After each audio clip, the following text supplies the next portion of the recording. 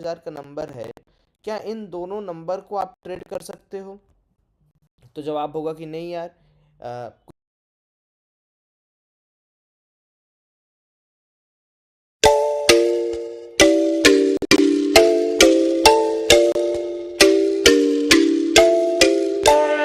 Hi to all of you, कैसे हैं आप सब लोग? सो इक्विटी को कैसे हम लोग सेलेक्ट करें, या इक्विटी के अंदर हम लोग कैसे स्विंग ट्रेडिंग करें या फिनो कैसे करें, उसके ऊपर ये हमारी मास्टर क्लास होने वाली है। ठीक है, ध्यान से देखिएगा, एक एक चीज़ को बहुत अच्छी तरीके से नोट करिएगा।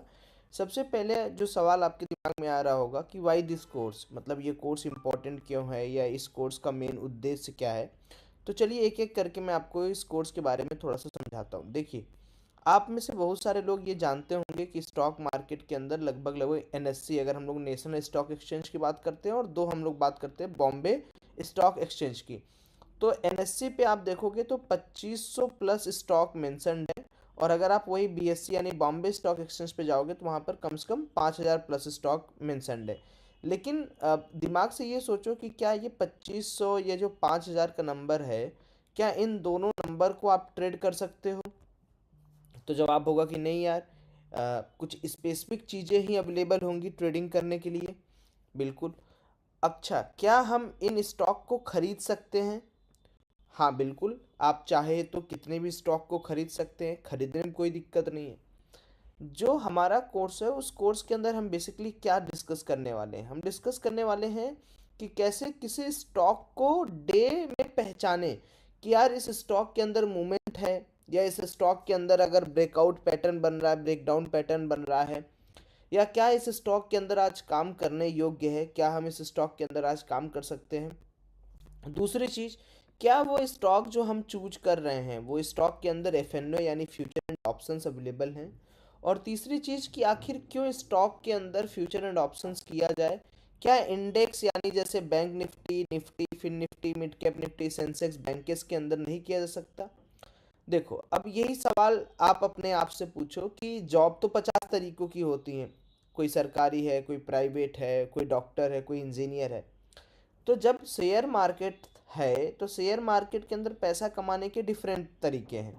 पहला तरीका है कि आप भैया केवल और केवल स्टॉक खरीद लो और उनको लॉन्ग टर्म के लिए होल्ड कर लो, इसको हम लोग इन्वेस्टिंग कहते हैं। हमारा कोर्स इन्वेस्टिंग पर नहीं है दोस्तों, हम लोग का कोर्स जो है वो है कि स्विंग ट्रेडिंग कैसे करें। अब स्विंग ट्रेडिंग देखो क्या होता है। पहले ये चीज़ समझो आप कि स्विंग ट्रेडिंग का मतलब ये हो गया कि आप किसी स्टॉक को ना तो बहुत लंबे समय तक खरीद रहे हो, ना तो बहुत कम घंटों के लिए, एक दिन के लिए खरीद रहे हो।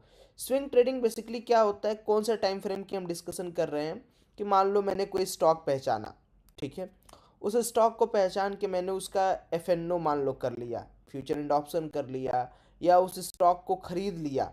ठीक है, अब अगर मैं उसको होल्ड किए रहूं ऐसे ही 1 2 साल 3 साल, तो वो हो गया इन्वेस्टिंग। बट मान लो अगर मैं 3 दिन में बेच दूं, 10 दिन में बेच दूं, ठीक है, या मैं 15 दिन में बेच दूं, तो उस पर्टिकुलर इंसिडेंट को हम कहते हैं स्विंग ट्रेडिंग। तो हमारा कोर्स बेसिकली स्विंग ट्रेडिंग के ऊपर है। और मोर और लेस हम सबसे पहले ये इसमें सीखने की कोशिश करेंगे कि हमारे पास अवेलेबल ऑप्शंस क्या हैं। हम स्विंग ट्रेडिंग क्या सारे स्टॉक के अंदर कर सकते हैं? नहीं। तो आज की बेसिक क्लास के अंदर हम ये समझेंगे कि हम अपने ट्रेडिंग व्यू पोर्टल को एफएनओ स्टॉक को कैसे ऐड करें।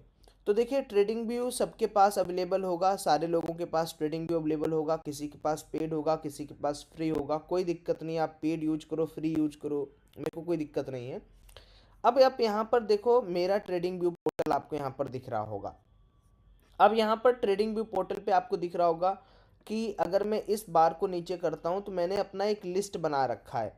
ठीक है, इस लिस्ट का नाम क्या है? Stock FNO. यानी मैंने सिर्फ वही स्टॉक इसमें रखे हैं जिनके फ्यूचर एंड ऑप्शंस अवेलेबल हैं। देखो, जिनके फ्यूचर एंड ऑप्शंस अवेलेबल होते हैं, पक्की बात है कि उनके अंदर ही बहुत बड़ा काम होता है। तो हमें वही स्टॉक चूज करने हैं, चाहे स्विंग करें, चाहे इन्वेस्टिंग करो, चाहे आप फ्यूचर एंड ऑप्शंस करो, जो मार्केट के अंदर लोगों के पसंदीदा स्टॉक है। कई बार आपने एक कहानी सुनी होगी कि पेनी स्टॉक को पंप एंड डंप कर दिया जाता है। कई बार आपको कोई स्टॉक खरीदवा दिया जाता है 2 4 10 रुपए का, फिर उसको आप जैसे खरीदते हो 5 रुपए 6 रुपए पे, तो अगले दिन वो 2 या 3 रुपये हो जाता है। तो हम पेनी स्टॉक को इसलिए नहीं टच करते क्योंकि वहाँ पर मैनिपुलेशन ज़्यादा है।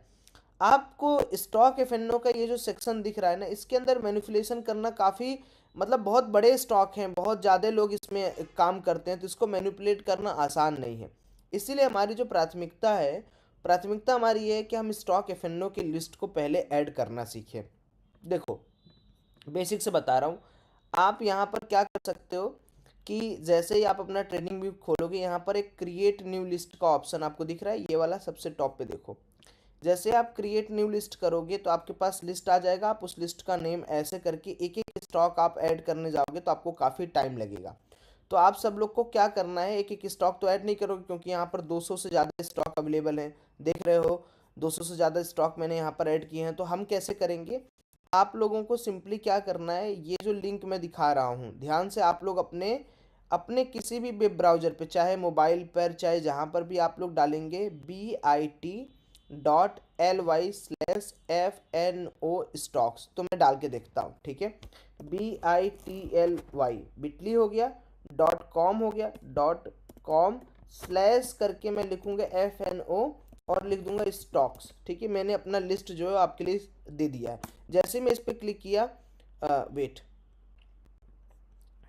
ओके, बिटली है, कॉम मैंने यहाँ कर दिया है, बिटली, बिट bit.ly/fno स्टॉक्स, तो bit.ly/fno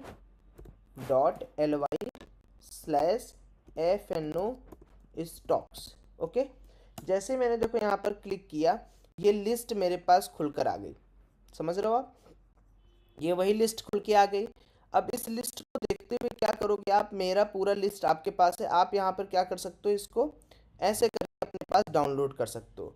डाउनलोड करने के बाद जहाँ यहाँ देखिए ऑप्शन है ना, ये जैसे आप क्लिक करेंगे ये आपका डाउनलोड पे चला गया। अब आप यहाँ पर जाओ 3 डॉट पे, ठीक है। 3 डॉट पे आपको जाना है, एक नया लिस्ट बना लेता हूँ मैं, चलो मैं लिख देता हूँ कि कॉपी ऑफ